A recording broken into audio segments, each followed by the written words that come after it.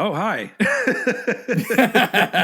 I was like, what is he doing? That was a little, you heard there was a little musical interlude from Mr. Eddie Sparxx. Welcome to Cranked and Ranked. For those of you who saw the title of this episode and clicked on it to come listen, you're awesome, because I don't know how this one's going to be perceived out there. But sorry, this is not a very good introduction. I really feel like I need some help with introductions. Welcome to Cranked and Ranked, the show where we rank discographies of bands and other stuff. And it's rock and metal, and now we're really branching out with things, whatever we feel. If it's something that we feel some kind of connection with, we're going to get around to it at some point, and we're going to rank it. And just so everybody knows, because somebody got a little bit butthurt about our last Metallica ranking, and I want everybody to realize that, like, when we rank albums lower, it doesn't mean that you can't listen to them anymore. And also, the ranking in our show, if you haven't figured it out, isn't really the important part. The important part is the discussion about the albums. So in this particular case, it's even more so, because we're talking about a band that before we started this, I knew 4 of their songs, and that was it. So yes, Cranked and Ranked. Today, it's me, Steven, a.k.a. Oldhead, and with me as always, Mr. Eddie Sparxx. Hello, sir. Yo. And we are going to be ranking the discography of the band Toto. Hell yeah. It'd be cool if there was like an echo on that. I don't know why. I just thought it sounded cool. But that's going to sound really cool if you do it. Shit, I don't know. I don't know how to work half the shit on my computer, but I'll try to figure it out. But so this is going to be a 2-parter, because they have 14. Well, according to Wikipedia, which I went off of, they've got 14 studio albums. They've got other collections and stuff, but we're sticking to the god of Wikipedia as the template for how we do things, because can you imagine? I can't even imagine what life was like before Wikipedia. I'm like, how did I look things up? Like, did I have to go to an encyclopedia? Did I have to go to the library, or did I have to order the Encyclopedia Britannica from the television? I never had that, but you know. Anyway, so Toto is the band we're talking about, and the reason why this one came about is because Eddie Sparxx is a big Toto fan, and so I figured that, like, we have to get into this band, because if either one of us is a fan, it's worth talking about. But like I said, I knew 4 of their songs, and so diving into a 14 album discography was a bit of a chore, but it was an interesting chore. And today we're going to be talking about albums number 14 down to album number 8. So the latter half, depending on how you're looking at it, of the Toto discography. So I'm going to let you go first. So because Eddie knows a lot more about this band than me, he's going to be kind of the driving force behind these 2 episodes. I'm taking the wheel. Instead of me let's start off with you and your where you found Toto and your relationship with their music. Like, where did it start? Well, you're going to love this, because you know how the GTA thing is like a running gag on this show? Yes. There are 3 games in the franchise in which Toto appears. Wow. And that is San Andreas, Vice City, and Vice City Stories. And I think San Andreas has Hold the Line, which is on the classic rock station. And then I think the song's Africa is in Vice City. And I think it's Make Believe, which is in Vice City Stories, which is kind of a prequel to Vice City. But yeah, it's this is a band that I one day just turned around and said, I really fucking love. This is one of the most impulse things I've ever done with a band ever. Mm-hmm. probably the most. And I had some money at the time. I hadn't really spent any money for a while. This is back when I was about 16, maybe just turning 16, 15. And I thought to myself, I really love that Hold the Line song. And I really like Rosanna, and I really like Africa. And I thought, do you know what? Let's get into this band. But instead of doing like any research, I said to myself, right, I'm just going to see if there's like, because I just started getting into like box sets and things as well. Yeah. And I was thinking to myself, maybe there's like a complete collection thing that I can just drop 20 quid on and have it. And lo and behold, there's a little CD box set called The Collection, which has the first 7 albums and a live DVD. Okay. And I thought to myself, do you know what?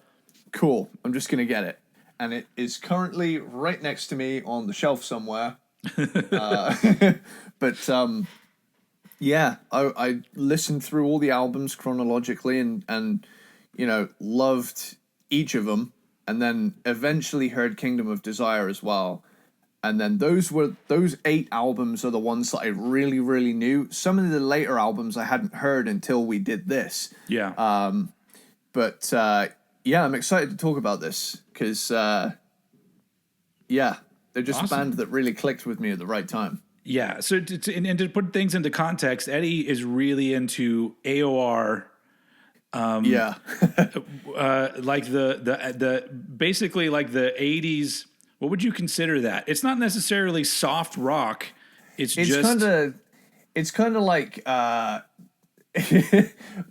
friend once told me that it's glam metal that you'd like to show your parents, you know. Yeah. It was like, it's certainly like the sophisticated sister genre to it. It's like rock with a lot of synth and pop elements, but like Toto's done so many evolutions, like they could do any style really. Yeah, but I think a lot of what Toto is popular for would be considered more on the album-oriented rock. Yeah, The stuff that, because when I was a kid, so here's my background with Toto. Rosanna was a huge fucking song when I was a kid. Could not escape it on the radio. And it was like a legit hit on like the top 40 radio. Like it's because it's not really a rock song. It's a pop song. And then later on, I think after that is when Africa became a hit, if I remember right. I actually heard an interview, and I don't remember who it was with because it was on a local radio station. So I don't know if it was Steve Lukather or if it was somebody else from the band, but they were talking about how the song Africa, they didn't even want to put it on the album. Yeah, which is why it's the last song on the album, and then it ended up really blowing up for them. So my knowledge of them was those 2 songs, and then later on I realized that the song "Hold the Line" was also a Toto song. I'm like, well, this doesn't even sound like the same band.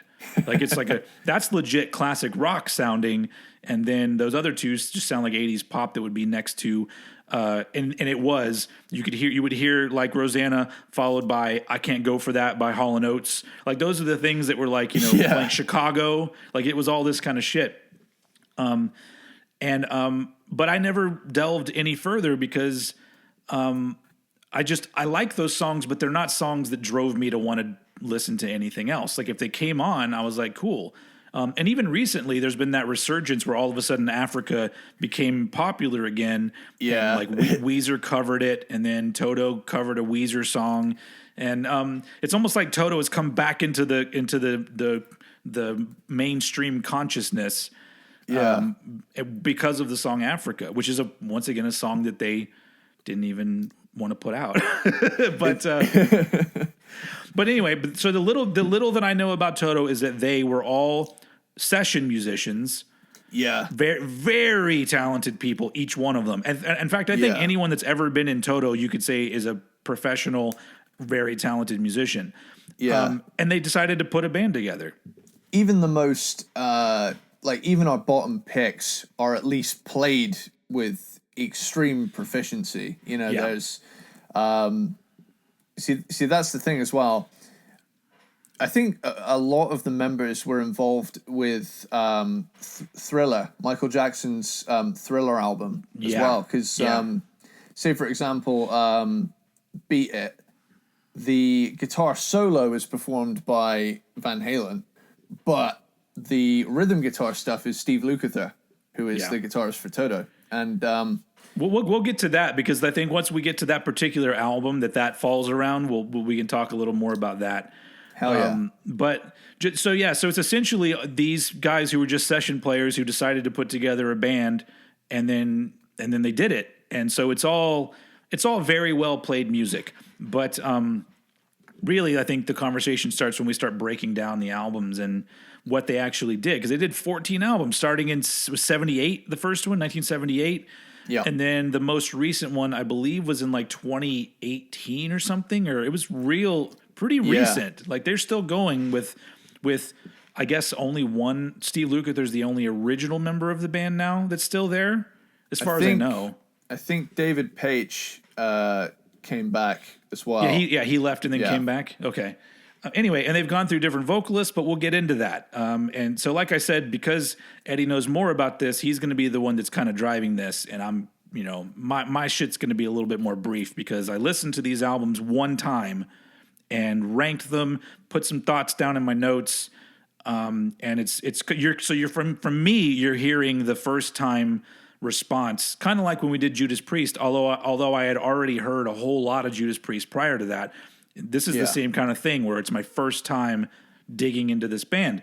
So without further ado, let's just jump into it. We got to start with number 14 in the Toto discography. And as usual, Eddie, you started off. Cool. So my number 14 pick, I looked at it and I thought, even if they're well done, it's still a covers album. So I had to say to myself, Through the Looking Glass is going to go at the bottom for me. But I won't even that this is also my bottom. If you know anything about me, this is my number 14, because it's a covers album. But go ahead and let's talk about it. Yeah, like it's an album of covers that have inspired the band over the years. But there's a lot of variety with them, at least, which shows the variety in the band. So I'm going to jump into my little track by track here. Do it. Could You Be Loved is a Bob Marley cover. Mm-hmm. Bodhisattva, I think, is a cover of the Steely Dan track. Okay. While my guitar gently weeps.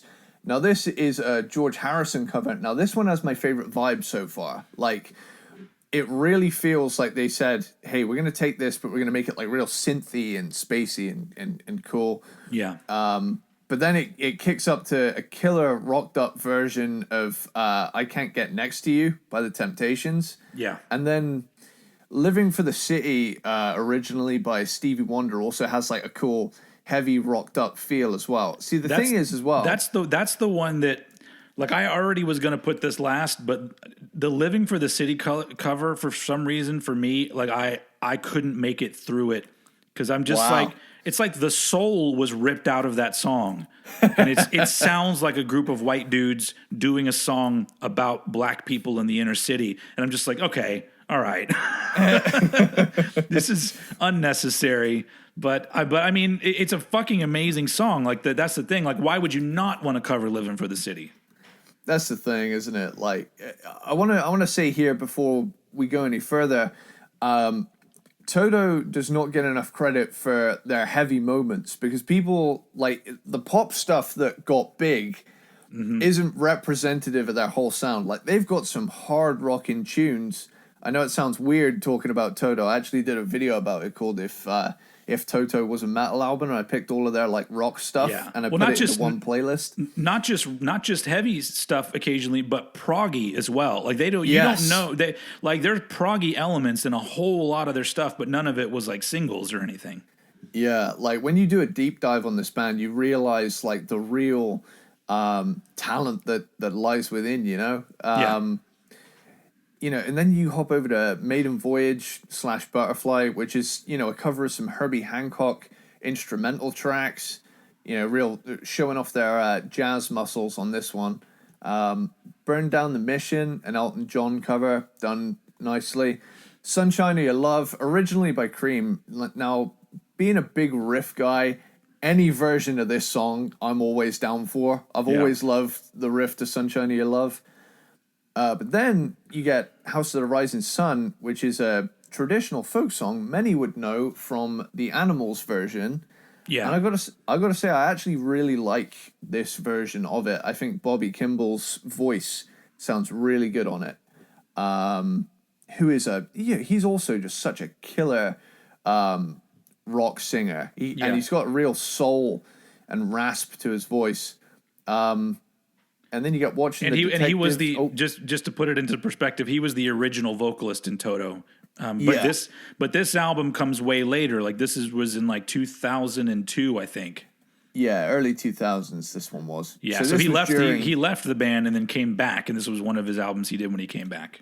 Yeah, funnily enough, this is actually the second time he came back, because the first time he came back in 1989, there was like they actually wanted to get back together with him after Joseph Williams had left after the seventh one, but due to record label pressure, they were actually like, no, we've got this other guy, and so I'll get to that story later down the line, but it's pretty line. Down. Oh man, we're gonna have a lot of like sing moments as we get further up the list. There'll be at least 4 for me. Yeah. Oh man, but yeah, that little story, I'll tell, but it won't be for a while. It might be in the next episode that I talk about it. But yeah, watching The Detectives. Elvis Originally, Costello. Yep, Love Elvis Costello, and finally closes out on "It Takes a Lot to Laugh." It Takes a Train to Cry, which is a Bob Dylan cover, and it's a really cool live rendition of the song.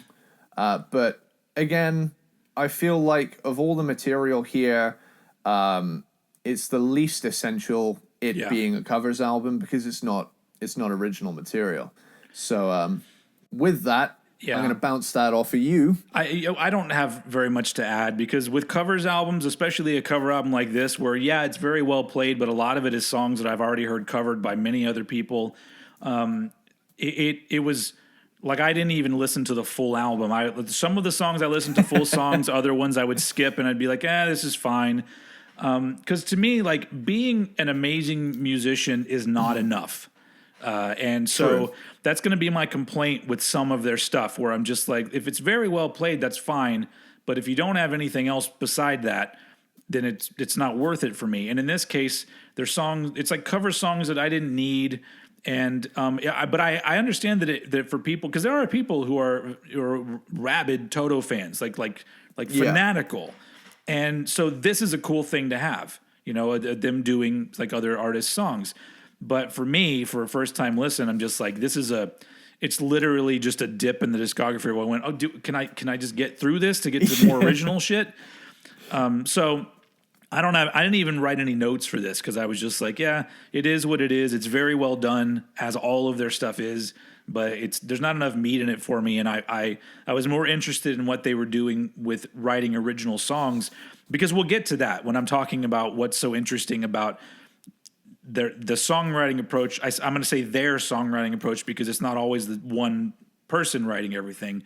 Yeah. But that just isn't here. It's just cover songs. So it doesn't really do it for me. So that's also my number 14. So we can quickly jump into your number 13. Okay. So my number 13 pick, I went for 1995's Tambu. All right. This is the first album following the death of drummer Jeff Porcaro, who tragically died in 1992. It's really sad how he died too. I think it was like a gardening accident that caused him to go into he ingested pesticide or something, right? Yeah, and I think cocaine was also involved in it. Really? Yeah, I've heard so he was like, I'm going to do a line while I'm in the garden. What's this other powder on here? I don't fucking know. Just snort it. Not to make light of it or anything, but I think it was I think he was on cocaine at the time, and something happened with like pest insecticide or something like that, and he ended up in cardiac arrest. And it's a real terrible shame because the dude was a monster drummer. Like the shit he was playing, like as a metal drummer, the drummers that are the most impressive to me personally are the ones that can play really fast technical stuff, but it's quiet. So like all the ghost notes and stuff where it's more that the listener is feeling it more than they are hearing it. Stuff like that really blows my mind compared to just like thrashing speed. that's something that like is I think it's important to note about when you are a session musician and you're a professional. Most of the time it would appear that if you're being hired to be the drummer for like say a pop star, everyone, they want you to be really good, but you can't have a style that just sticks out because it's not your fucking show. So I think that's where those drummers get really good at that. It's like, look, I can make this very unique and it doesn't take away, it doesn't stand out from the things that are supposed to stand out. And so that's pretty cool because I think that that's what makes a lot of them such great musicians is because they know how to play everything really well, but they also know how to do things that fly a little bit under the radar. You don't quite hear it right away because most of the time, you know, unless they're asking you to do a solo, they're like, look, just play the chords, dude, and get your paycheck and go home. But and honestly, reading about that dude's death, and I'm now going to go to my wife and be like, look, I'm sorry, I can't do gardening anymore. One day I'm going to ingest some pesticides and that's going to be it. So maybe let's let the lawn die. No point anymore.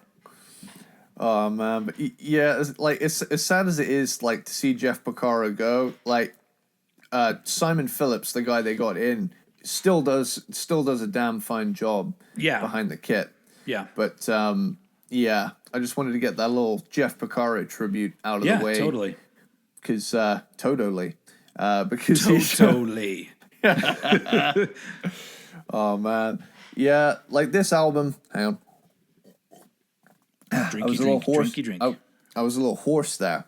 One day you will grow up to be a big horse. I'm gonna be a big old Pegasus. Oh, dude. Anyway, like I was saying, this album to me, it has some similarities to Kingdom of Desire, but with a less heavy approach. Yeah, and like it's a bit long, but that's a symptom of most mid to late 90s albums. But yeah, I'm going to jump into them a little track by track here. Okay. So Gift of Faith, you know, opening the album with a 7+ minute song is a bold move. It's been done before, but you know, it's still a bold move when you're known for your more poppy hits. But Toto's never been scared to do off the wall left turns and whatnot. Yeah. But yeah, still, this song is a bit long, but there's a cool female vocal solo at the end. There's a lot of additional female vocals on here, which is really cool because I don't think that appears on much of the other Toto material. Mm-hmm. I think her name is Jenny Douglas McRae. Normally, like, I wouldn't bring up like additional extra musicians, but I feel like with the amount of singers Toto's had, I feel like it would be unfair to not name her. But it's that's a good thing to bring up though at this point, that this is a Toto album where the majority of the vocals are by Steve Lukather, the guitar player. Where prior to the album before this, he was not a main vocalist in the band at all. Like it didn't start until the early 90s, right? He does sing. He does lead at times, but he's not the lead overall on an album. He's not the lead vocalist on most of the tracks. Yeah, he kind of like, he jumps in and out. He does like the odd song here or there on like the first few albums. And his presence, And the songs that everybody knows is Steve Lukather is not the vocalist. Yeah. Yeah. But, oh man, the sheer amount, I am confident in saying, ironically, following what happened. Steve Lukather is now actually has the most Toto songs. Oh yeah, as lead. Like he kind of caught up with everybody else with these 90s albums, but yeah, he's kind of like the understated one. But he's got a really cool bluesy rasp that he developed in this 90s era. But yeah, like I'm saying, like Slipped Away has a cool feel. It really lifts in the chorus. Like even these lower albums, I still like things they bring to the table. They don't do it for me as much as some of the higher up ones. If You Belong to Me, power ballad. Baby He's Your Man has that kind of mid-90s soul funk vibe. The Other End of Time is a slow ballady one. There's quite a few slow ballady ones. yeah. But He ain't kidding. Oh man, the Turning Point is a kind of funky hard rocker. Time Is the Enemy has a smooth, slow burn, jazzy rock kind of feel. Drag 'Em to the Roof. Now this is a standout for me, and it has what I like to refer to as a sassy riff. It's kind of cheeky, and I like it. But like, this is my favorite song on here, next to I Will Remember. Oh shit! I didn't even talk about I Will Remember. I jumped over it. You jumped right over it. Yeah, real big ballad track. That's an epic song and my girlfriend's personal favorite. Hey. And it's been used to my advantage many times. But yeah, so that's Use your imagination, folks. Yeah, I Will Remember is all reliable. But yeah, The Turning Point, Time Is the Enemy, Drag 'Em to the Roof is the one I was talking about. Yeah. It's got such a cool 80s rock chorus, like considering it's a slap bang in the middle of the 90s. It's got that AOR vibe I love. Yeah, they never really, except for maybe the album prior to this, which we'll talk about later. It seems like most of their albums, they still maintained the fact that they are, even though they are a rock band and they're all very talented and they do have these proggy, rocky elements, for the most part, they are a softer kind of band, and they've never really strayed away from that on any album. Yeah, they do have like they're one of those bands that has a core identifiable sound, but yeah, in a way it's kind of like a Faith No More situation where they sound like themselves, but they can sound like themselves doing anything, so it doesn't sound out of place either. But one of my favorite little things as a metal nerd over here, right at the end, as the song fades out, as the drumming gets kind of crazy, you hear double kick underneath the riff, and it's like, drag 'em to the roof, and I'm thinking, oh hell yeah, this Simon Phillips dude knows where it's at. But now I've got quite a little bit of a paragraph on this next one. Just Can't Get to You. Now we're back in the ballad zone.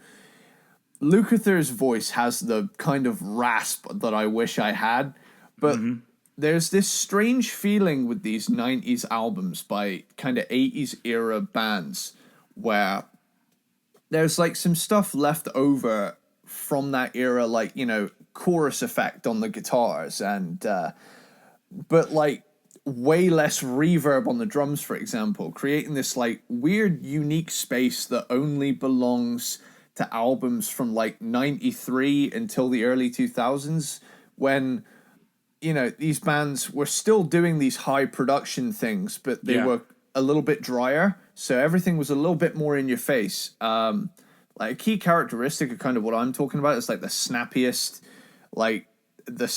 of the snare on these albums, because you always find that instead of like the that you would get with the 80s stuff, you've got more of a whack, you know, it's like a whip cracking. But that is something to bring up about their albums. Just thinking about all of their albums, they don't have an album that doesn't seem intricately well produced. Like it seems like every single album, even the best bands in the world will have that one album where you go, oh, why did they make that choice? But these guys, it's like I don't know if some of them were also engineers, and so they just knew how to set things up properly and get these amazing sounds, because everything always sounds very clear and very well done, and they don't ever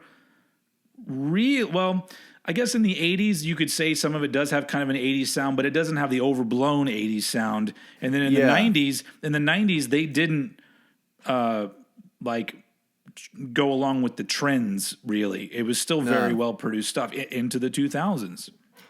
Yeah, they've consistently been very good with, like, I can't really think of, I mean, maybe there's one that I'll talk about in a minute that kind of feels a little bit, flat in the production. Yeah. But, aside from that, they've consistently had, like, right from the late 70s up until now, they've had the clearest possible mixes that they could possibly get with whatever they had at their disposal. So, yeah. But then you get Dave's Gone Skiing. Is the band flexing their proggy side? Yeah. And there's double kick again, which I love. But like as much as I want to emphasize that as much as I love double kick, it can be overdone. But when it comes from a band that isn't known for being heavy, then I always welcome it. Like there's actually a part that always sticks out to me. It's Relax by Frankie Goes to Hollywood. Yeah. And, there's that breakdown where it's like, bigger digger, bigger digger, bigger digger, bigger digger. Like, I always think, like, that's so cool to have a pop song with, like... But is that an actual drummer? I have a feeling that's not an actual drummer on that. Nah, but it's just the vibe there. I'm thinking, if I was going to play that, I'd, like, full-on China cymbal whacking that shit. But, yeah... Like just to kind of come off of like their proggy stuff as well, there's a lot of qualities in Toto that I see in Dream Theater as well. They're a band that has like they have like very similar, very professional approaches, I feel. And I know you're not a big Dream Theater guy. I literally know one song by Dream Theater. I've heard little bits of other songs that I've never been able to get into it. Yeah, like there's a few things in it that I can point to, and I'd be like, I could totally see Dream Theater doing that, or like he'd do like a diddle diddle diddle diddle diddle, and I'm like, that's total John Petrucci stuff going on there. But yeah, The Road Goes On has this like nice classic rock ballad type feel. And then finally, Black Eye, which is a grooving bluesy bonus track featuring lead vocals from Jenny Douglas McRae, a female singer the band toured with. I don't know if she's still with them or not. But yeah, they made a real thing with their live shows to have them come out every now and again. They had like these... they had like these African American women who would like provide like kind of gospel backing vocals every now and again. It's really cool. It's really cool to see that kind of thing on stage. And yeah, that's Tambu. I know it kind of took a while, but it's a long album. No, that's fine. These need to be meaty because I don't have a whole lot to talk about, and especially when we do things like this where we match up, because my number 13 is also Tambu.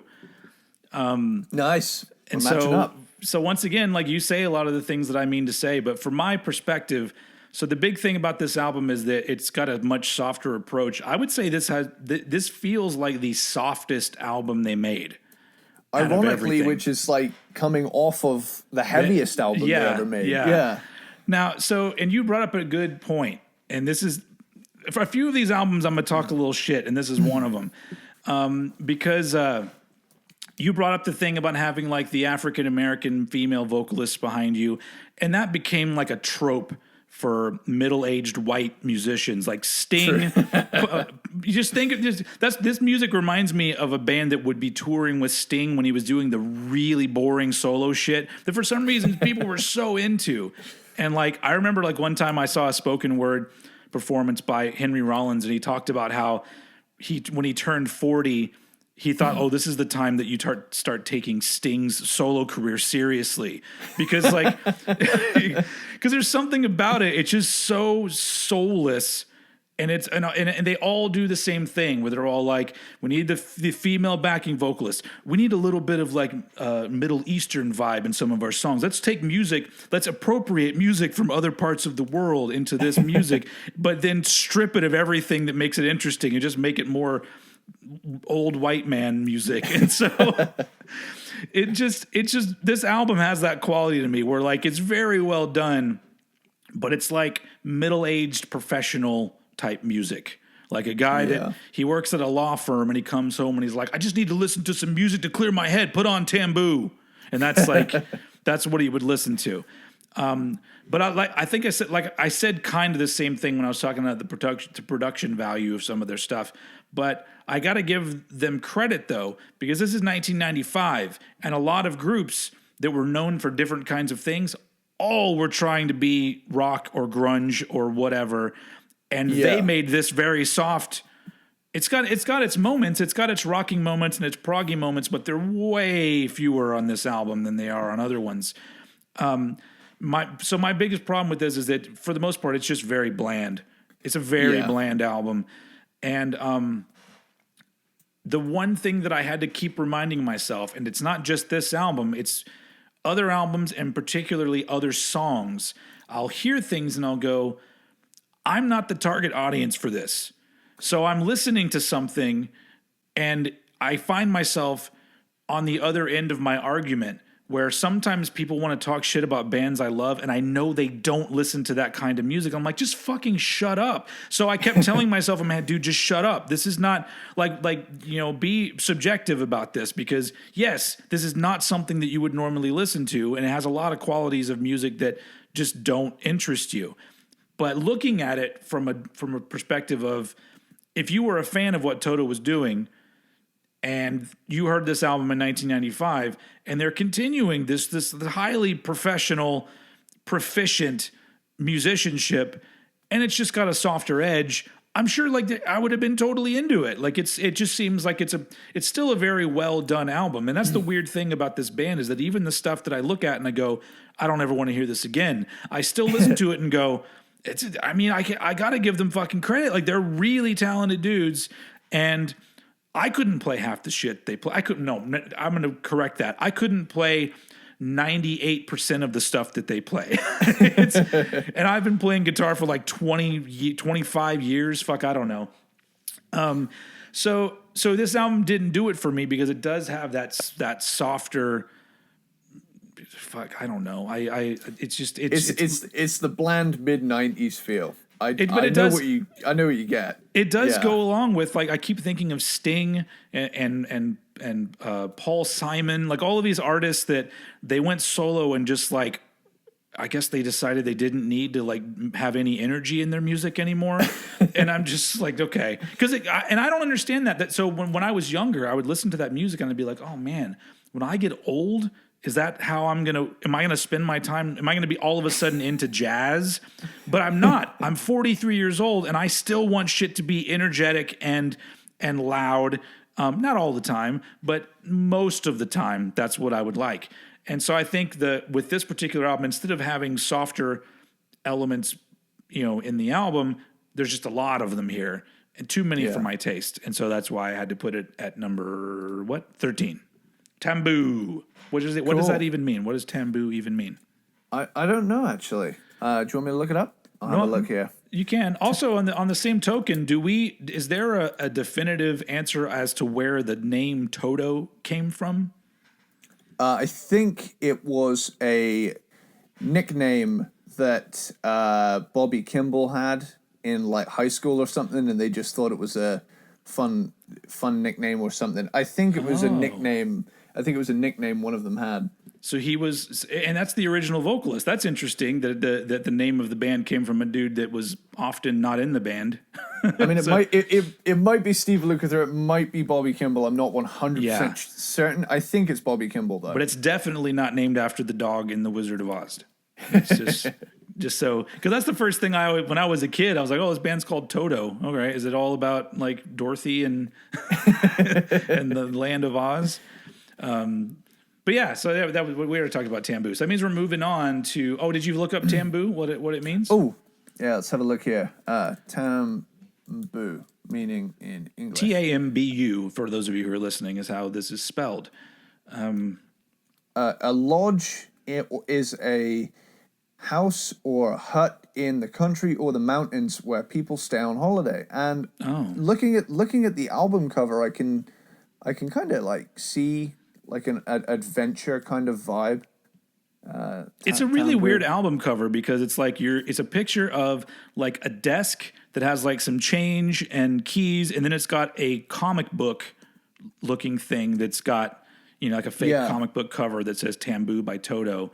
It doesn't really fit the music for me, but they also are a kind of an odd band. They make odd choices, and I think this is just one of them, one of the many odd choices they made.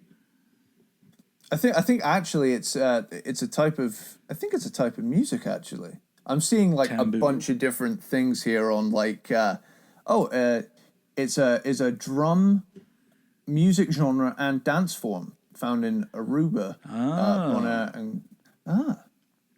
We're learning here. We are learning here, right before your ears, folks. Learning is happening. Wow. This is a very educational episode. Yeah. Also, it'd be interesting to note all that talk about them doing really great produced albums. This album was nominated for a Grammy for Best Engineered Album. That's like, wow. Which is interesting. I mean, I have a feeling if I go through, I remember reading about their albums, I think a lot of their albums were nominated for those kind of technical Grammys, like. Yeah. Which is like, it's a running theme in their stuff. It's very well produced. So now we're moving on to number 12? Number 12, yeah. 12, damn. Okay, cool. Cool. So my number 12 pick is Old Is New. Old Is New, which is the most recent album from 2018. Hell yeah. So this is the newest of all their albums. And something really cool about it is that it contains performances from two deceased members of the band. Yeah. Mike and Jeff Porcaro on tracks 2, 4, and 8. Mike Porcaro being the bass player and Jeff Porcaro being the drummer. Mike actually died of ALS, which is tragic, tragic, for a musician. Which is that also Lou Gehrig's disease? Is that what that's also called? Yeah. Yeah. Yeah. It's awful affliction. But the cool thing about this album is that it has a lot of different feels, and it shows off like, isn't this one kind of like pieced together from, So that's what I was hoping that you knew more about, because I know that it's older stuff, but I'm assuming it's some leftover tracks that were remixed and put together with some newer stuff as well. But I couldn't find anything that definitively talked about how it was put together. But it's clearly older stuff because there's songs with, like you said, with members that were deceased. But so I'm not really totally sure, but it definitely is put together with old. I mean, the title is there, Old Is New, I think it was like, I'm seeing it here. It was originally released as part of the band's all-in box set. Okay. And then separately following it. So yeah, I would hazard a guess then by the, title and whatnot, that there was some, obviously that there's some performances that were, recorded even way back in like the early 90s if they've got Jeff Porcaro on it. I think there's even a song here that goes back to the 80s, if I remember right. Because there was one in particular, I don't remember. I found an article somewhere and I read it. I don't know where it was, but there's one song on here. I don't remember the name, but I thought, man, this sounds like literally like classic 80s Toto. And I remember reading that. But once again, it didn't say if it was already recorded in the 80s or what. So it's interesting because whatever they did, I almost kind of like that there's a mystery behind this album. It's like it's older stuff, but they don't really go into great detail of like exactly how it was thrown together. So it's just like, you just look at it as a new album, I guess. For sure. So with that, I'm going to hop in. So track 1, Alone, is like this mysterious but upbeat opening song. Devil's Tower, hell yeah. Like there's some serious AOR synth rock action going on there. Love that song. Fearful Heart has a serious throwback to their 80s work kind of vibes. Spanish Sea is awesome. Great chorus. In a Little While is a nice ballad. Chelsea I'm not crazy about, but this song, I'll give it points for being different. Oh Why is a big old ballad. Oh, you missed Chase the Rain. Chase the Rain has a nice chill vibe. Oh Why, again, like a big old ballad. Struck by Lightning is like hard rock goodness, and there's an awesome solo in there from Lukather, and even some gang vocals at the end. But like the final track on here, like, is such a left turn. It's total curveball. We'll Keep On Running. Keep On Running, featuring Skrillex. Yeah. Which is like, you got to respect their willingness to experiment to this day. You know, they never ever. They do have like this core sound, but it's just known for sounding like Toto more than anything. Also, like, do you remember? It was probably starting around, like, I almost feel like it was 2015, where like every album would come out and would have a track that said featuring Skrillex on it. Yeah, like, motherfucker was everywhere. Yeah, man. I was a teenager in the 2010s, and that I remember like Skrillex was showing up in like rock magazines and stuff. Yeah, well, he was a rock musician prior to being like an electronic performer. Yeah, I don't know what I'm saying. They push buttons on a goddamn laptop. Jeez. I know there's more to it than that. I'm just being an old curmudgeon. Yeah, there was. I remember there was a big thing. They collabed with, or Skrillex rather, collabed with Korn on that Path of Totality album that came out. But this album here is really cool because it really captures a lot of different vibes. It's probably down lower because I haven't had as much time with it as I have some of the other albums. But it definitely has elements that I love. Some tracks I like more than others, though. So there's a little bit of a consistency ratio here. But this is where, for me, we enter stuff that I'm getting really interested in. So, that's Old is New. Old is New at number 12. I like that album more than you. That's not here on the list for me. My number 12 is the 1990 album Minefields, which is, I believe this was the return of 1999. Is that what I said? 99?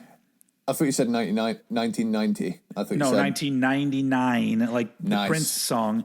But it's the return of Bobby Kimball on vocals, which in itself should be a good thing because I have to admit, going through all of their stuff, he's my favorite vocalist out of all of them. They're all talented in different ways, but I like his voice, and maybe it's because it's the voice I remember. So I hear that guy's voice and I go, "This is Toto." Like I want to hear that guy's voice. I like everybody, but he's the man here. So, and he sounds fucking great. Like, that's the thing. Is the dude fucking kills it as a vocalist. And what is he, in his 50s, 60s? I mean, at this point, he's probably in his 50s, I think, in 99. They're old dudes, man. Yeah, like, I looked up their ages, and I was actually surprised. I was thinking, oh, yeah, they're like 50-something. And then I find out Bobby Kimball is in his mid-70s at this point. And still singing, too. Yeah. And so Minefields, like, I like it because, especially coming off of the last album we talked about, Tambu, like, this one has a lot more energy to it. It's a way more energetic album. It does, and not a lot of their albums do this, but it falls into that 90s thing where it's way too long, many long fucking songs. But once again, a thing that I really like about Toto, and this is 1999, and for some reason we did an episode on the top albums from 1999. And what do you think of? I think of Korn, Limp Bizkit, Rage Against the Machine. Like, they were still sticking to their guns because this is modern-ish Toto, but it still has that same kind of vibe from the 80s. Like, they still have this desire to make these crossover hit songs. Like, Yeah. like you can hear it in some of, not all of the songs, but there's always those songs on every album where you go, this was designed to be a hit by people who really know what they're doing. Now, did they always get hits? No, of course not. But they still continued to do it. Now, this album, unfortunately, the reason why it's lower for me is because it does have its good moments, but it feels it's not different enough. It almost feels too samey in a way that now in 1999, the production's great. Yes, the performances are great. The songwriting still has the same kind of vibes that they had already been doing, but it feels now like I don't know a better way to put it. It feels like at that point Toto was a business and they were expected to put something out to keep the business going. And so the songwriting is still there. They got the chops. They know how to write some songs, but it doesn't feel quite like they're as excited about what they're doing. And so, but now once again, these are all things that came about from like first listens. And I listened to these albums in order, starting in 1978, and then now we're at 1999 in my listening. And I got to this one, I was just, man, there's good things here, but the number of things that stand out, and I go, that's cool. They just got less and less. And on this album, there's just not as many of them. And I just feel like, if Toto's a business, it's just run by these exceptional businessmen, and they're like, well, here's our new product. You know what I'm saying? Like it feels too much like that for me, even though it is very well done. So I had to put it here. Is this number 12? Yes, number 12. Minefields.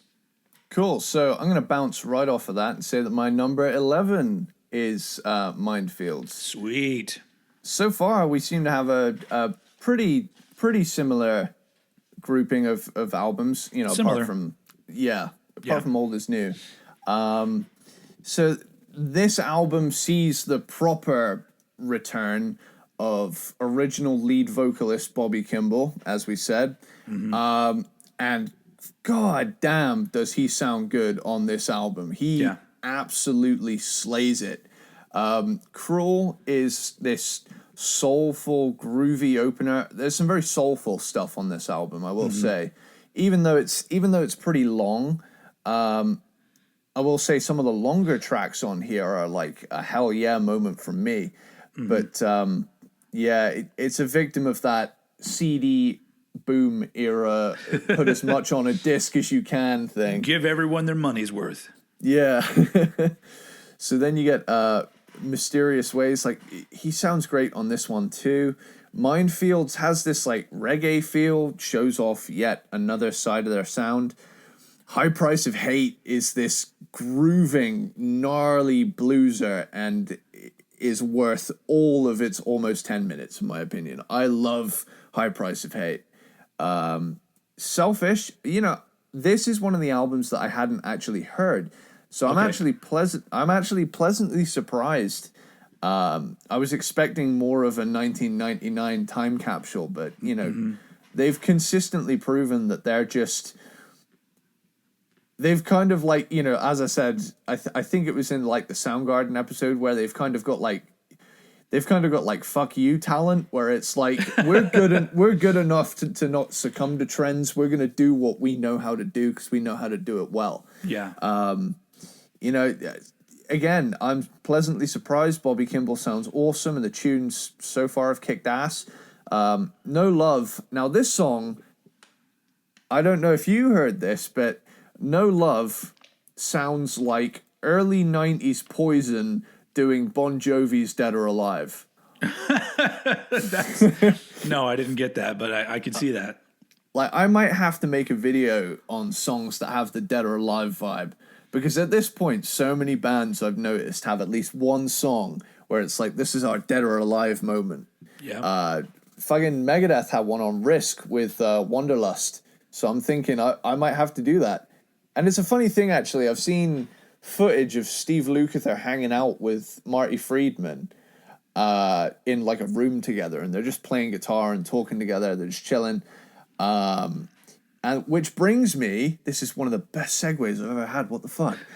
Which brings me to Caught in the Balance, which has this cool, epic, airy AOR synth rock vibe with like an almost late 90s Megadeth vibe in the chorus, with those like kind of do do do do do do like guitars in the background of it, but it's really big.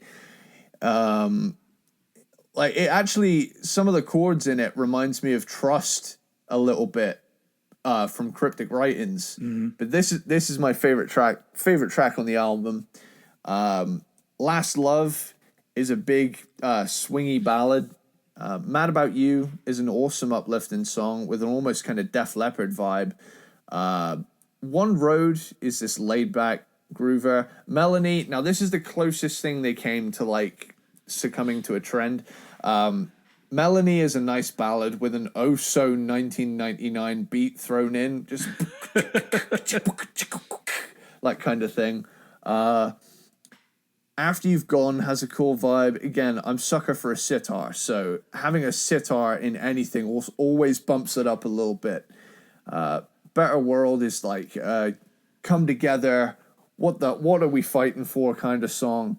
And then you get Spanish Steps. Right out of the gate, I would be surprised if it didn't sound Latin, and it does. David Paich on vocals on this one.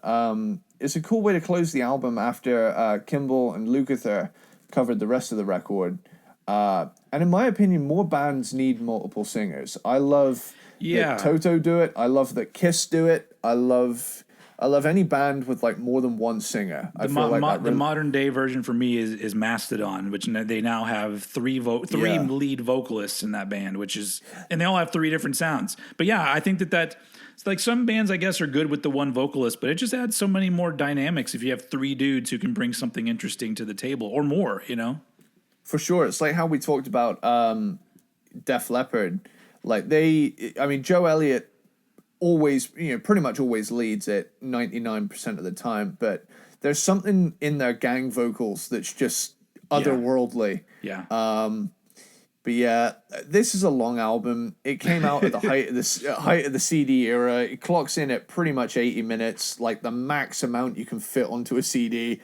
Go figure. But I will say I was pleasantly surprised by the material. It's just, it has a few unfortunate setbacks, but aside from that, I consider it to be a really good, at least 4 stars out of 5. And this is where we are gonna expect. I mean, to be honest, I could call my top 10, even all 14 albums that I at least really like. But yeah, we're going to enter my top 10 zone soon, so I'm excited to start digging into those. Yeah. So are we on? Is this number 11? 11. Yeah, this is 11. So we're gonna dip back into the 80s now.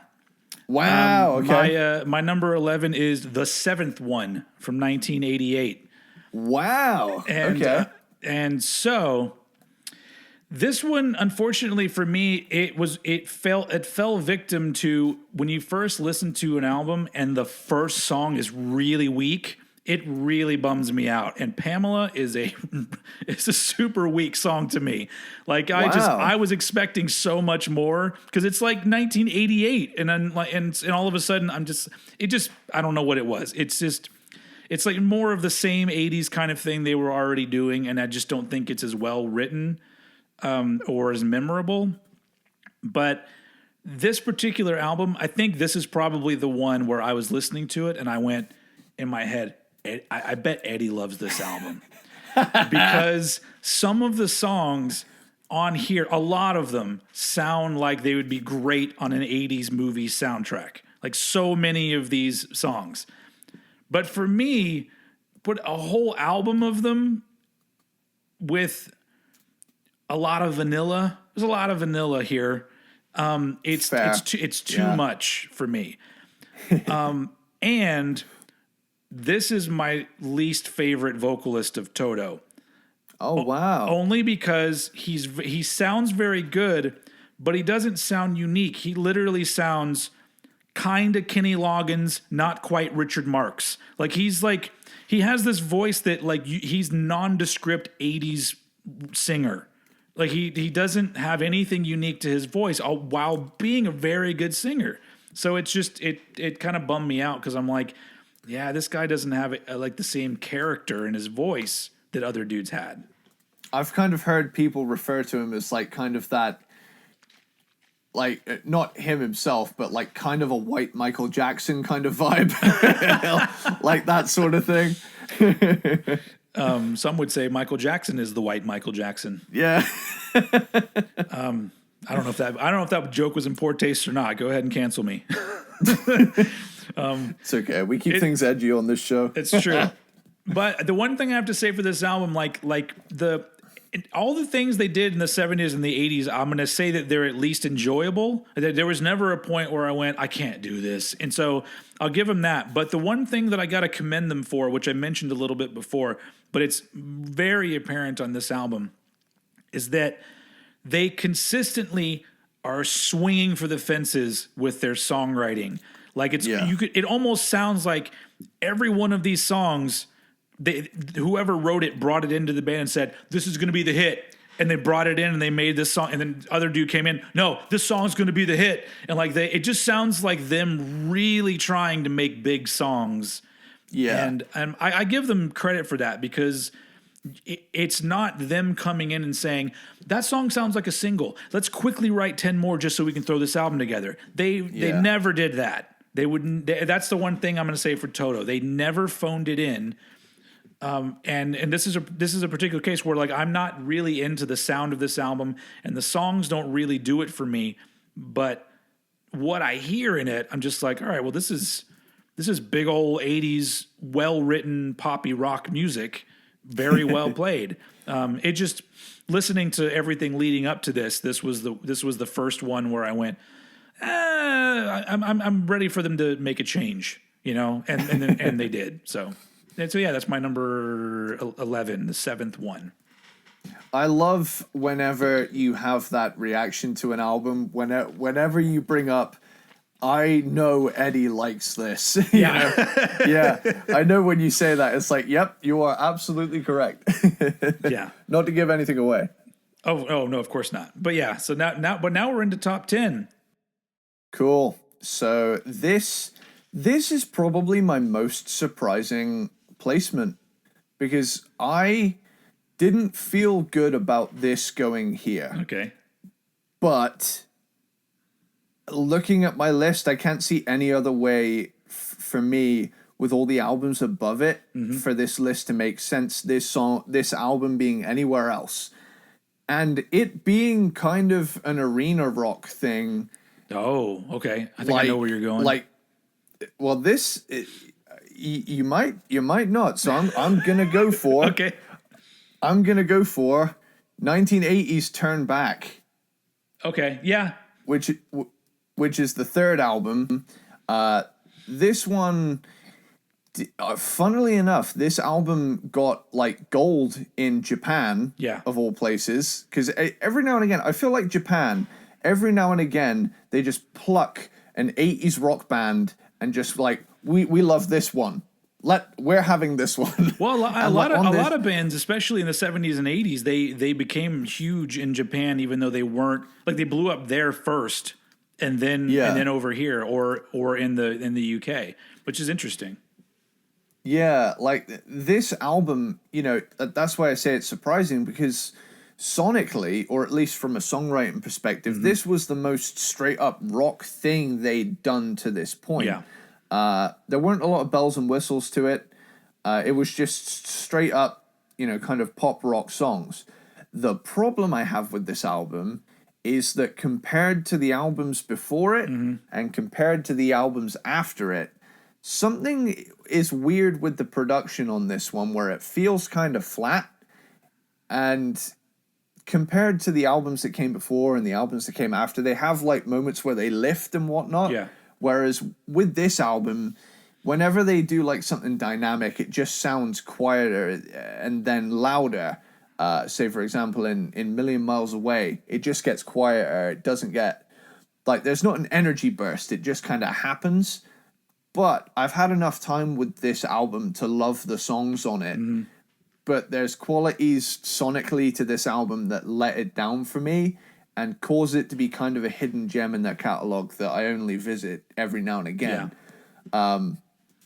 Again, I'm stacking that up to 9 other albums that I love, but this one for me is just unfortunate. I also find album covers like this one fascinating, where it's like a face. It literally took no effort at all to write out Toto, make the second T really long and look like a nose, and then draw a red line to make it look like lips. Like it's so like making that kind of decision. Like, I understand like a minimalist kind of approach, but I'm always just like, man, it's like, I overthink things so much that would never be an album cover I would come up with. I'd be like, there's no way we could do that. Nobody's going to buy an album that looks like that. But, they did it. It's also kind of a goofy looking face. Like, if you pay more attention to it, it's kind of like... It has a unibrow. Oh, man. Yeah, it's the songs are cool, but there's just something not happening in the production. So yeah, Gift with a Golden Gun is fun early 80s pop rock.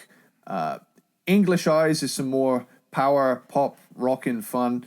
Live for Today is a good time anthem, and with some better production should have done much better, especially for the era. Million Miles Away is a big ass power ballad. Now, I will say the highlight of this album, I believe, is Goodbye Eleanor, which feels like Toto's Detroit Rock City.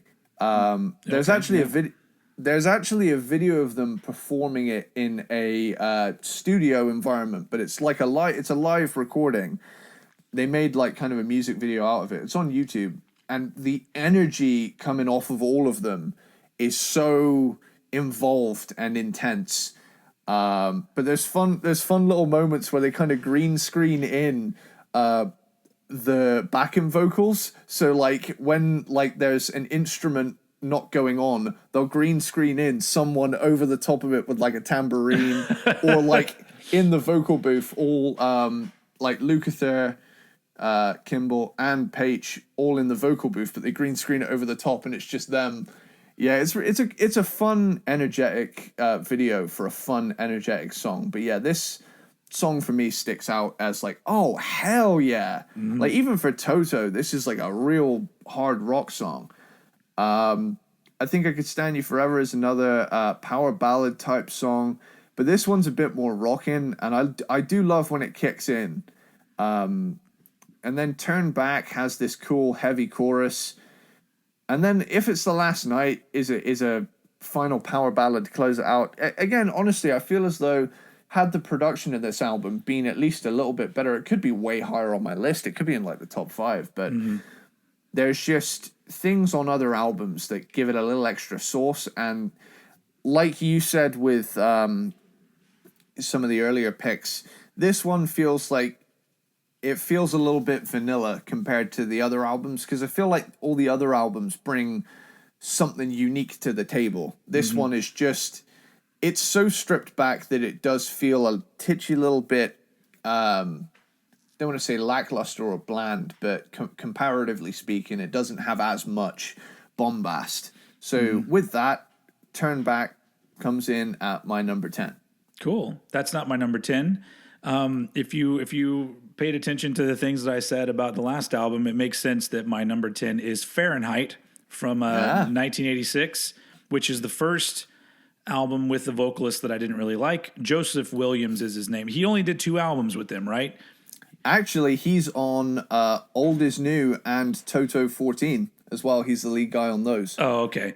But so I obviously already don't like that guy as a vocalist, but this is it's an interesting album because it starts off sounding very 80s pop. Like the first song, Till the End, it just sounds like straight up 80s pop music.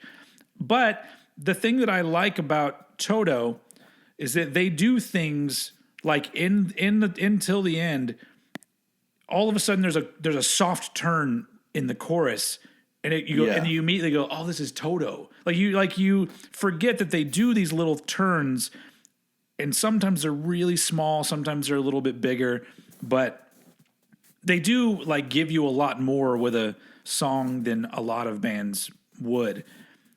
But this has got super clean 80s production. Like this is as clean as it gets, man. But really, like when I was listening to the albums all the way through, this was the one where all of a sudden I'm like, this just seems like it's a different band, because all of a sudden you have this different vocalist, and they sound like any number of super slick 80s pop rock bands, aside from those little things that make them Toto. So it was kind of disappointing, because I'm like, yeah, I like this, but knowing what I already know about the band, I expect a little bit more from them. And some of this music on this particular album, I guess you could probably throw the next one into that category too.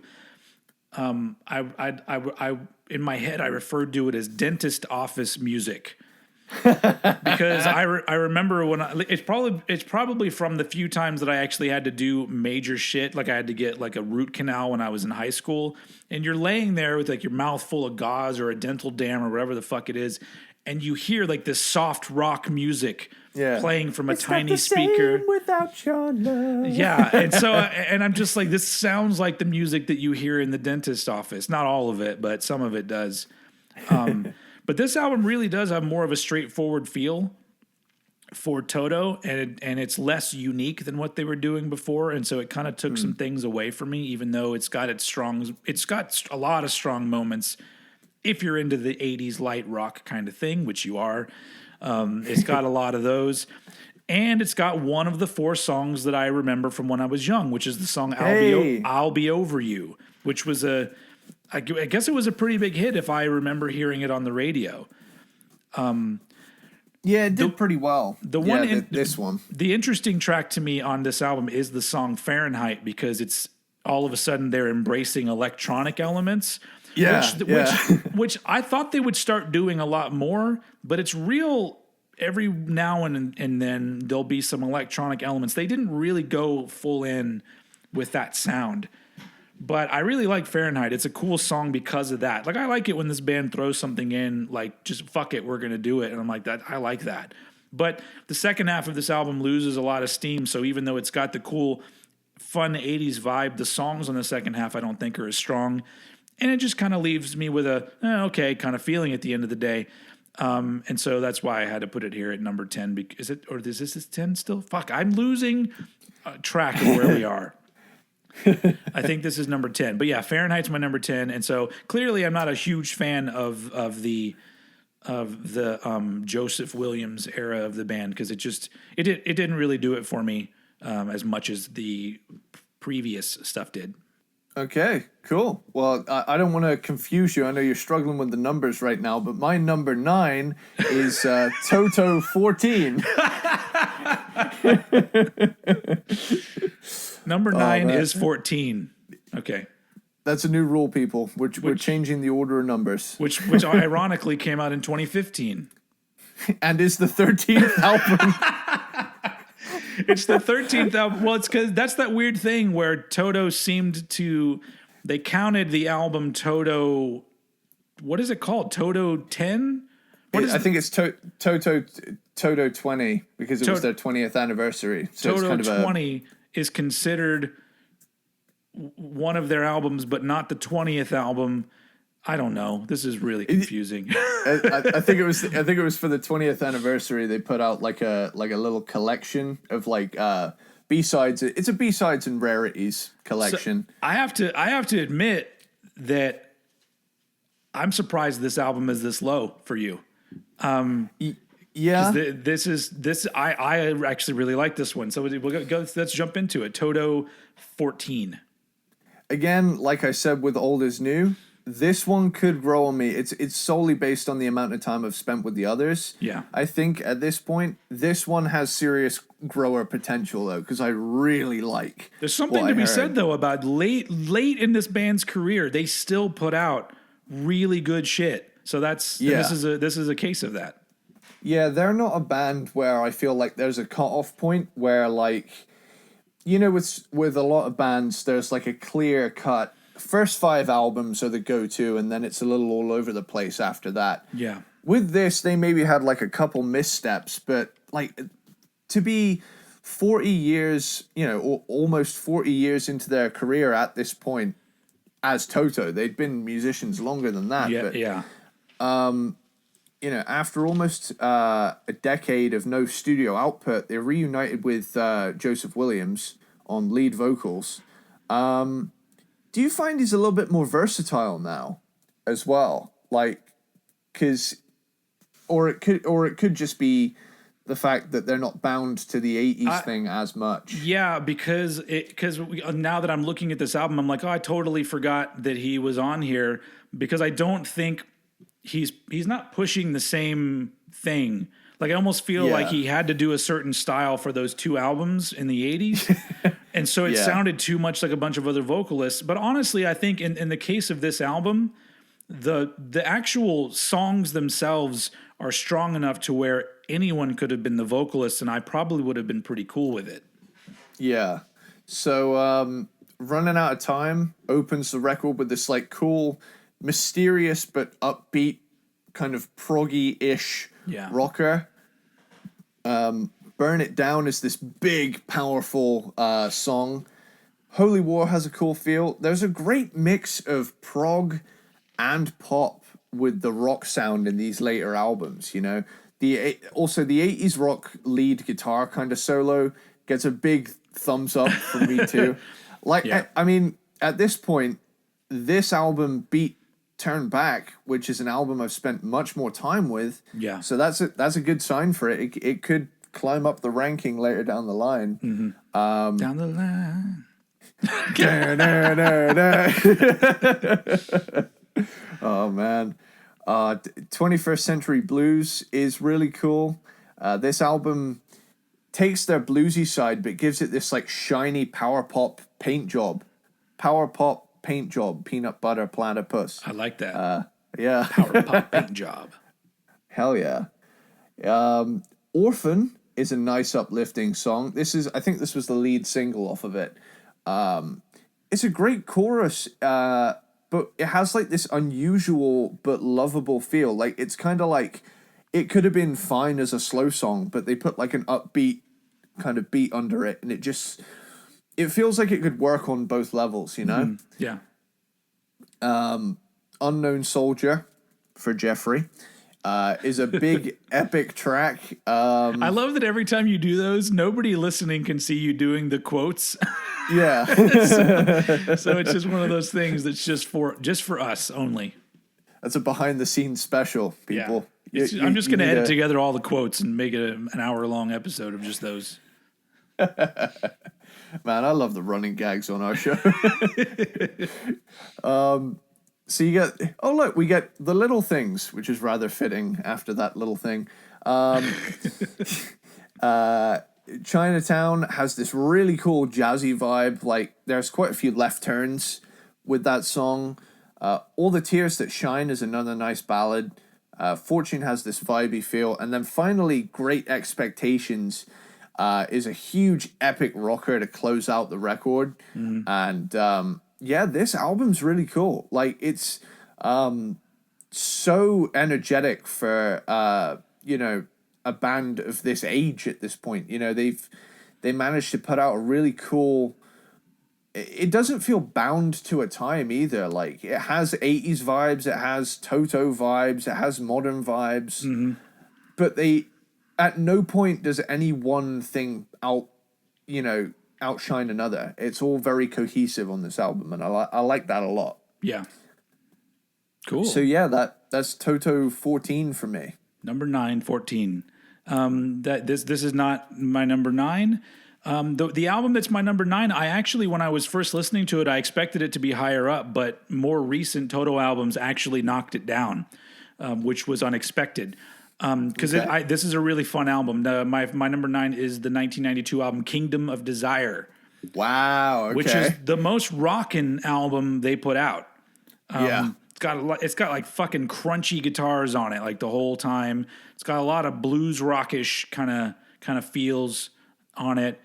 But the one thing I have to say, because now this is the one where all of a sudden Steve Lukather is the only vocalist. it feels Yeah. like a different band on this album while it's still good, and they still have those Toto-esque moments. But for the most part, this is the most rock they ever got. Yeah. And the interesting thing about this album for me is it sounds like an album that would have fit in really well in the 80s, late 80s hard rock scene, but they did it in 1992. Yeah. And this album has got riffs. Like there's some Toto songs that have riffs, but there are serious riffs on this album. And honestly, the harder rock edge is very welcomed because that's the kind of shit that I like. And this is a really fun album. But it's interesting that I feel like if this album had come out in the late 80s, it would have been more successful than their late 80s albums.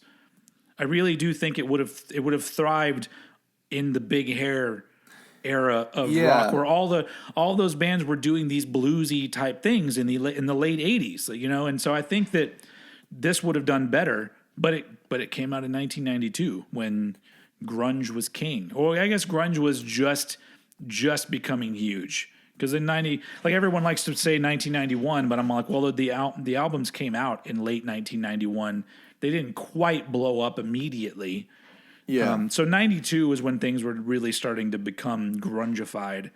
But this album is honestly, I have to say that it's pretty cheeseball at times, but it's very enjoyable cheeseball. Yeah. And I think the thing that makes it work so well for me is the fact that with the change to where Steve Lukather is like, all right, now I'm going to do all the vocalist, the harder edge fits his vocals very well. And so it's almost like it was perfect. It was a perfect decision to be like, all right, we're doing this more rocking kind of stuff. And now we have this guy with this lower register, more gruff, I guess, kind of performance. Still don't like him as much as the original vocalist, but I do like what he does. Obviously he's been singing in it forever, but I just as a soul vocalist, S-O-L-E. How do you soul when you mean one? S-O-L-E or S-O-L-E? Yeah.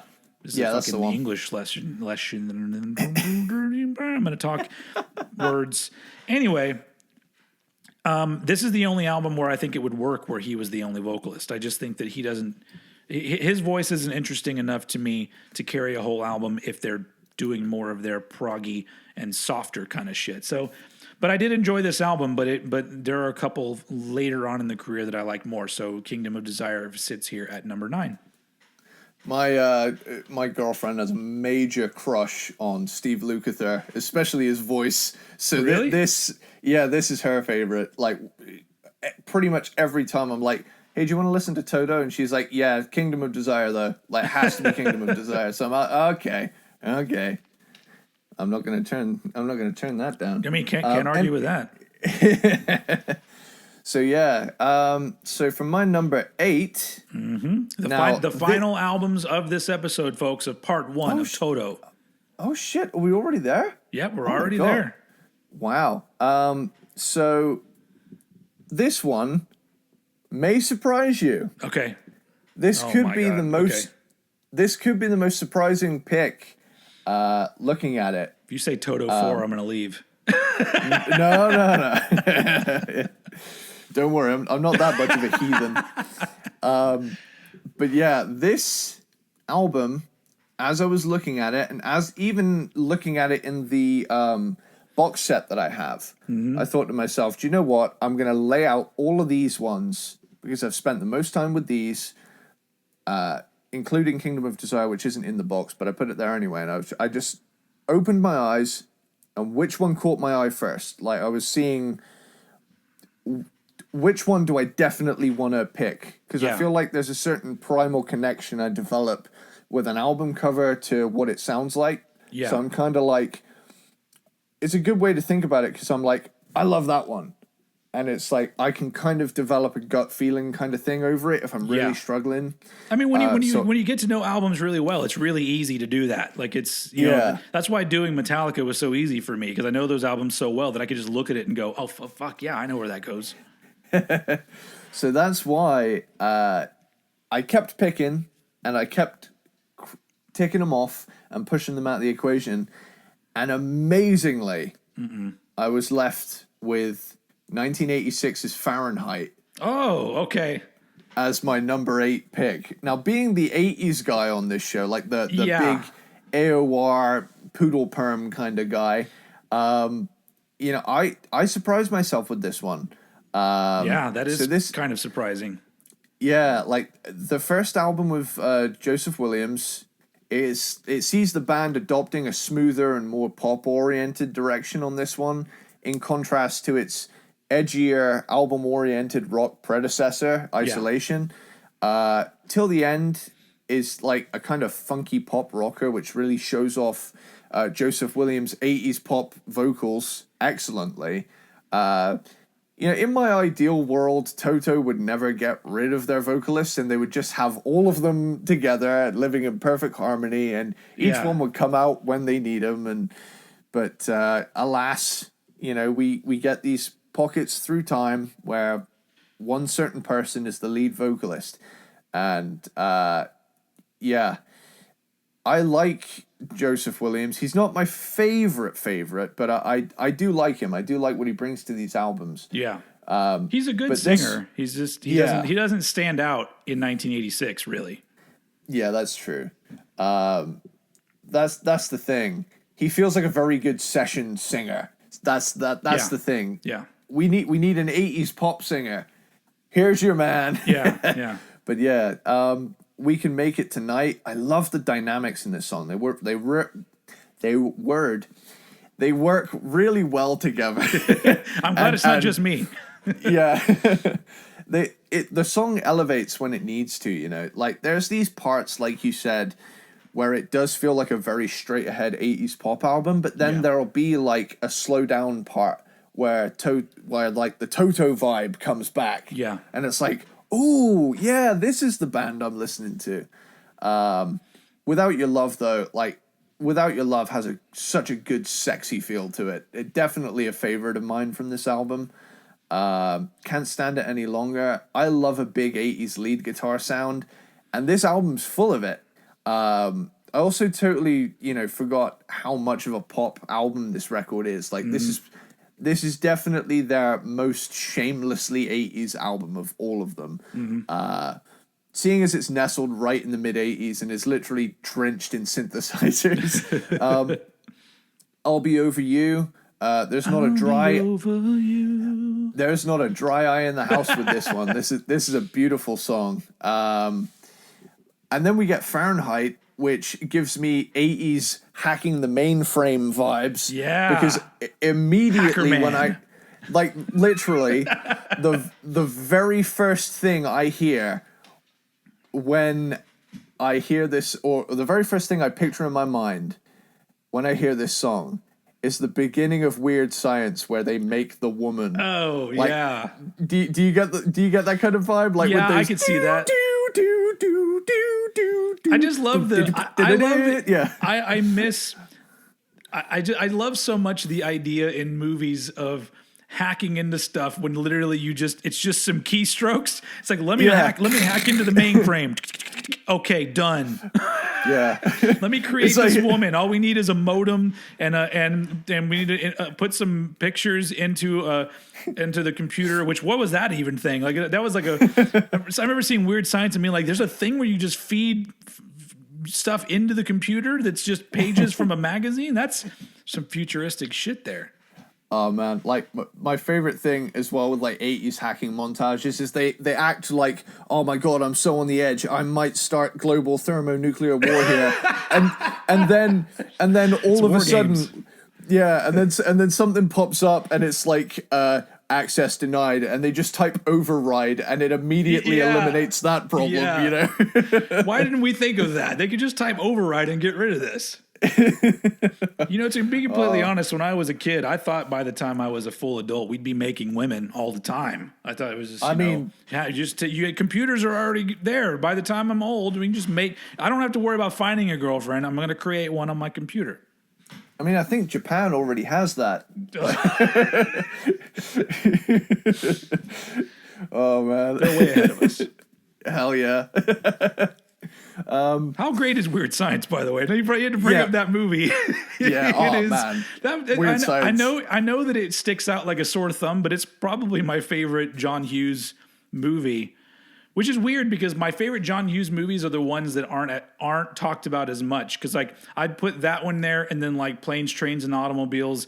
Like those are the ones that I love. Like Breakfast Club is amazing, you know, those. But for some reason, the ones where he like tried a little something different with them, I'm usually just like, God, the guy was so great. But Weird Science is just like, it's such a weird, stupid movie. Yeah, I love it so much. Yeah. It's so awesome. Anyway, but so that'll be for our top 5 John Hughes movies. But interesting enough, now that I'm mentioning top 5, like wasn't Fahrenheit in your top 5 albums of 1986 when we did that episode? I believe it was. Was it? Or was it an honorable mention? I remember talking about it, so I don't know. I think it was in your top 5.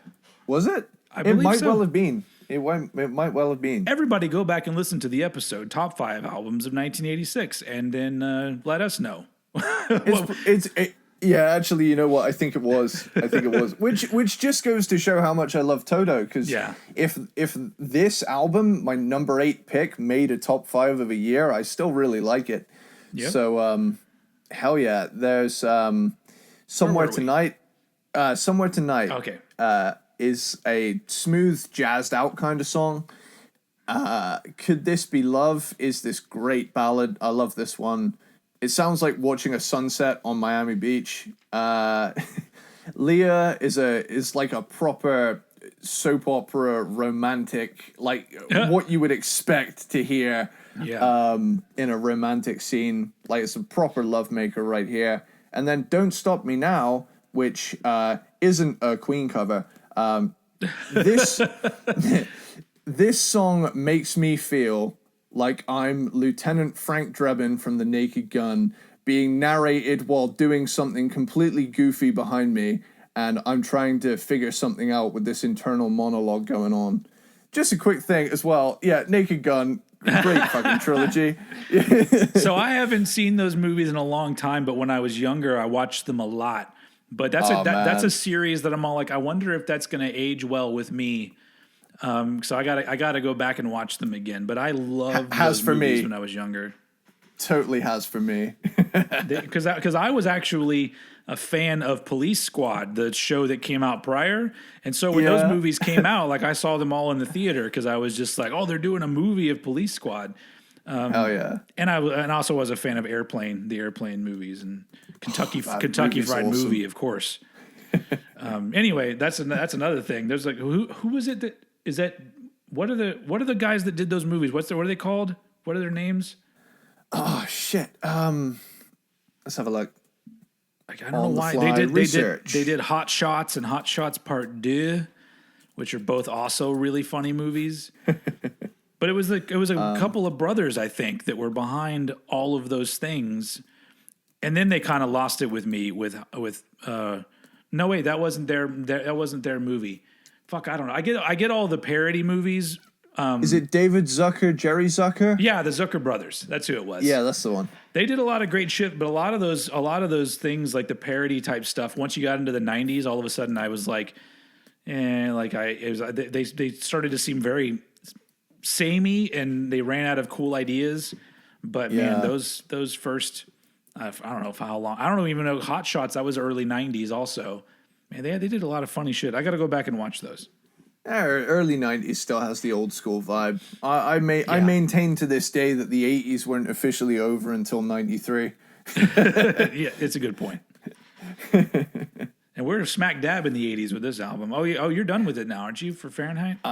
I am finished wrapping up what's happening with this album. So you do your number 8 and wrapping up your first half of the Toto discography. So we're gonna hop in the time machine and go way into the future because my number 8 is Old Is New from 2018. Hey. So this one actually I toyed with the idea of having it higher up on the list because I really enjoyed it, but thinking of it as an album, I'm all like, oh, well, if these are in fact songs that were already recorded and they just mixed them and put them out, now as a new album, it's not quite as interesting to me because they are already previously released tracks, and there is already another album of previously released tracks that we are not covering at all. So I'm like, well, okay, yeah. I like this album a lot, so I'm just going to let it top the first half of the ranking.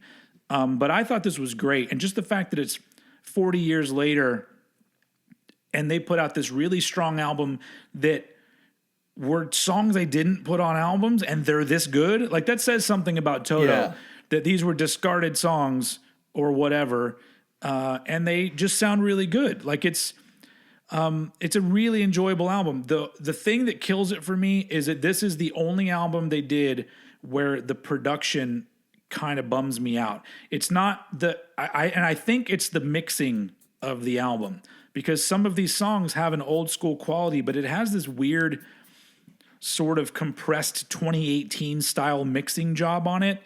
And it makes the songs aren't as dynamic sounding as I would like them to sound. So it takes a little bit of it away from me, but there's a lot of fucking good songs on here.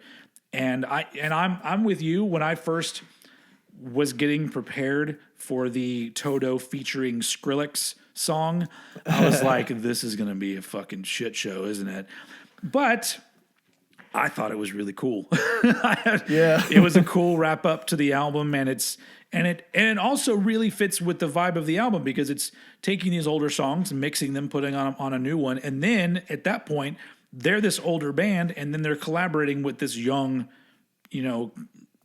guy that blew up doing a completely different style of music. So I just like that it fits in with the old is new vibe of this album.